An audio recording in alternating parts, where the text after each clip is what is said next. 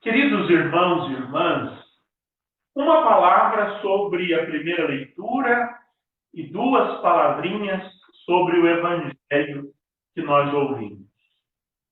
A primeira leitura é um dos textos mais fundamentais da nossa fé. Eu sempre digo e disse nas reuniões das equipes que eu acompanhei no mês passado, que a primeira carta aos Coríntios é uma carta das mais importantes do epistolário paulino. Porque ela, embora não seja a primeira carta paulina, ela é uma carta que traz muito bem elaboradas determinadas questões que são muito importantes para a nossa fé.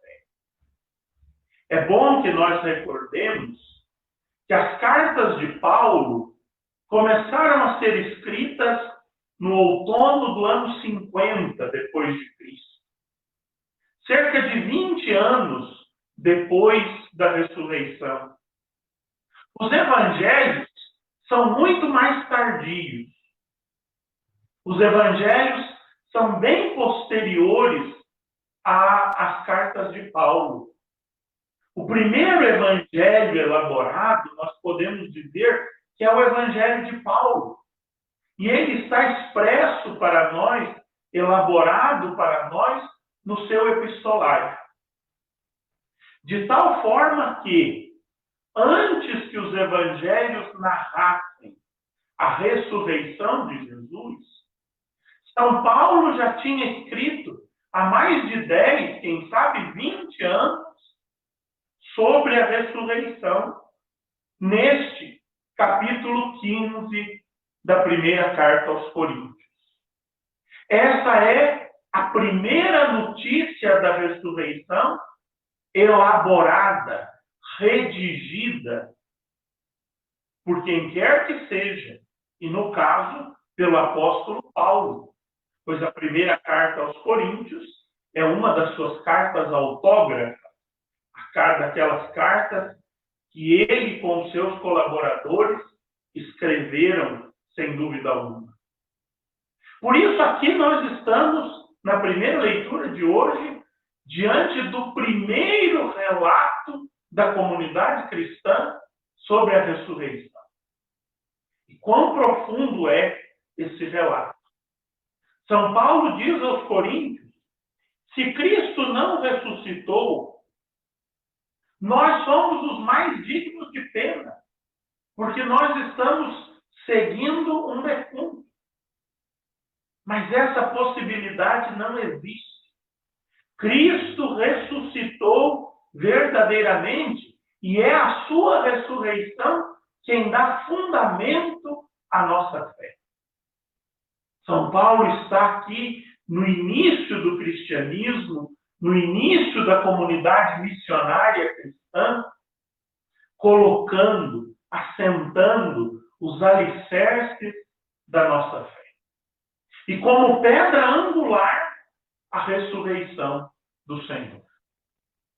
Se esta pedra se desloca, se esta pedra cai em ruína, toda a edificação da nossa fé se desmonta. Não existe nada mais importante, nada mais central, nada mais fundamental para a nossa fé do que esta certeza de que o Senhor ressuscitou verdadeiramente e a ressurreição dele é a certeza da nossa ressurreição.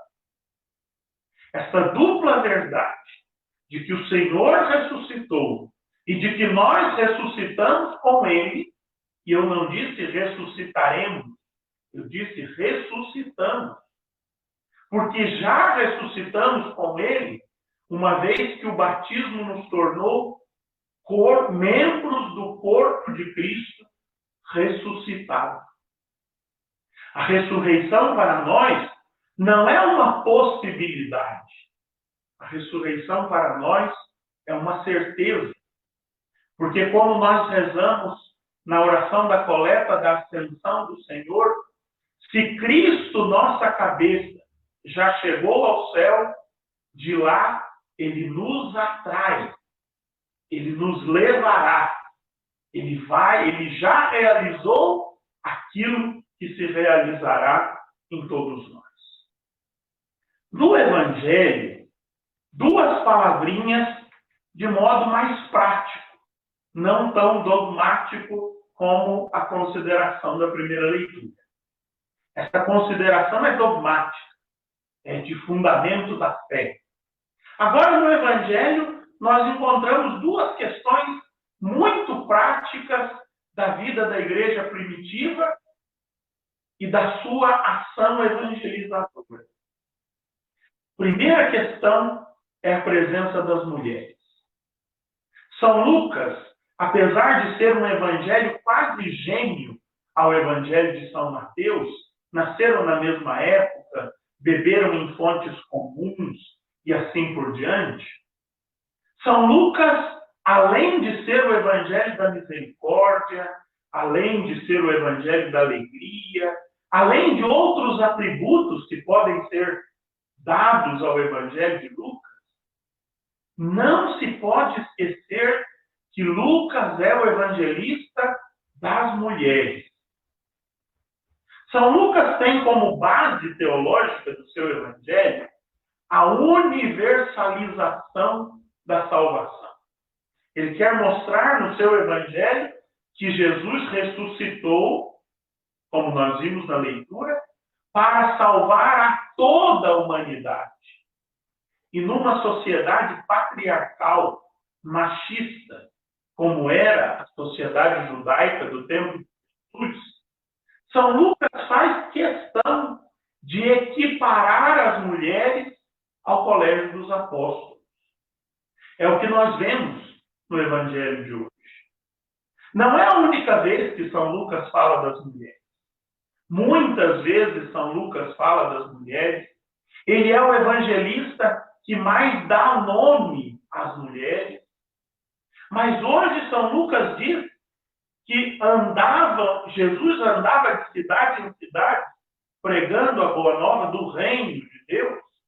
E quem o acompanhava? Os 12 iam com ele. Quem são os 12? Nós sabemos que são os apóstolos. Mas São Lucas só diz isso, os 12. E pronto. E algumas mulheres, mas as mulheres, São Lucas dá uma informação esmiuçada. Que mulheres? Aquelas que haviam sido curadas de mau espírito e doença.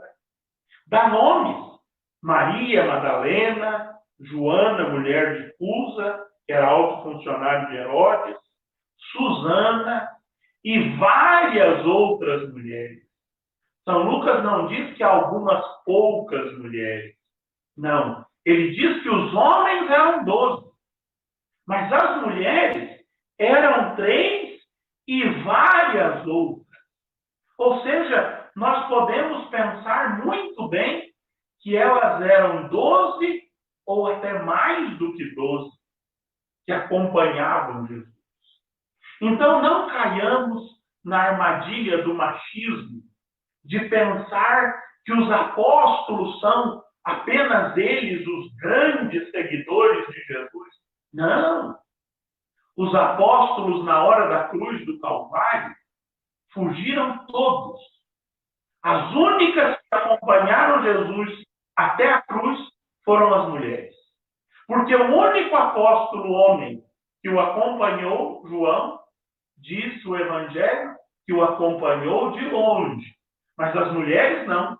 As mulheres estavam com Maria, de pé, diante da cruz. As mulheres foram grandes apóstolas. E não só foram, são ainda hoje. O que seria da igreja sem as mulheres? O que seria da ação evangelizadora sem as mulheres? São Lucas nos ajuda a compreender esse papel fundamental das mulheres, sem nenhuma discriminação, em absoluta igualdade de condições na ação evangelizadora da igreja. E há uma outra informação curiosa neste pequeno texto do Evangelho de São Lucas. São Lucas diz que estas várias mulheres ajudavam a Jesus e aos discípulos com os bens que possuíam. Isso quer dizer que essas mulheres eram madrinhas? Não. Essas mulheres eram apóstolas. Essas mulheres eram discípulas. Essas mulheres eram seguidoras cotidianas de Jesus. E tal como os homens, os apóstolos, elas punham tudo em comum. E a ação evangelizadora, a ação missionária, ela era subsidiada financeiramente pela partilha dos bens dos discípulos. É isso que São Lucas nos está a ensinar. Que a ação evangelizadora da igreja, que a ação missionária, que a ação pastoral, que tudo aquilo que a igreja precisa para anunciar o evangelho pelo seu testemunho, mais do que por suas palavras, não é de conchavo com os poderosos, é de partilha de bens entre os discípulos. A ação da comunidade que nasceu ao redor de Jesus foi desde a origem financiada pela partilha dos bens da comunidade discipular. E não por conchavo com os poderosos, e não com o patrocínio de grandes empresas, e não deixando de dizer isso ou aquilo, porque isso não agrada ao nosso patrocinador tal, ou isso não vai render a nossa liberação no Ministério das Comunicações. Nunca foi assim.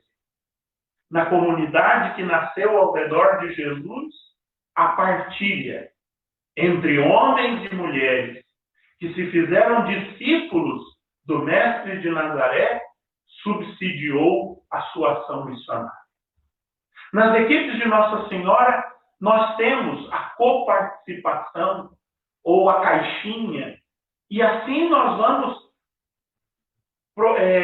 praticando e aprendendo, que é assim que se subsidia toda a ação evangelizadora da igreja.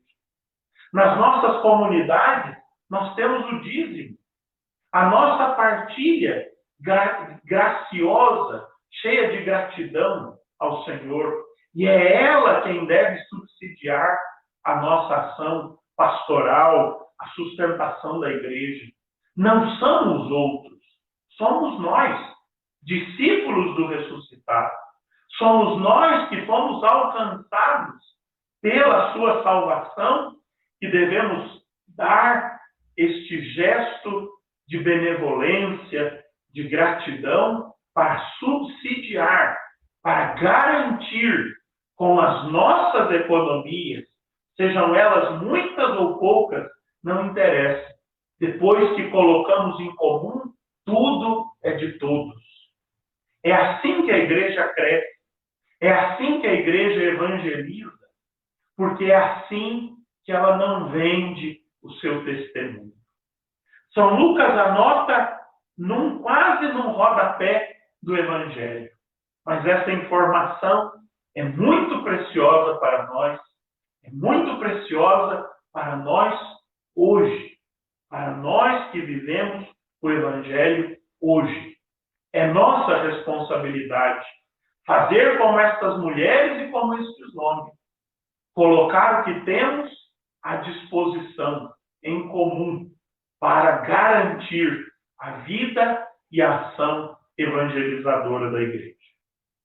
Que Deus nos ajude a compreender o quão fundamental é a ressurreição do Senhor.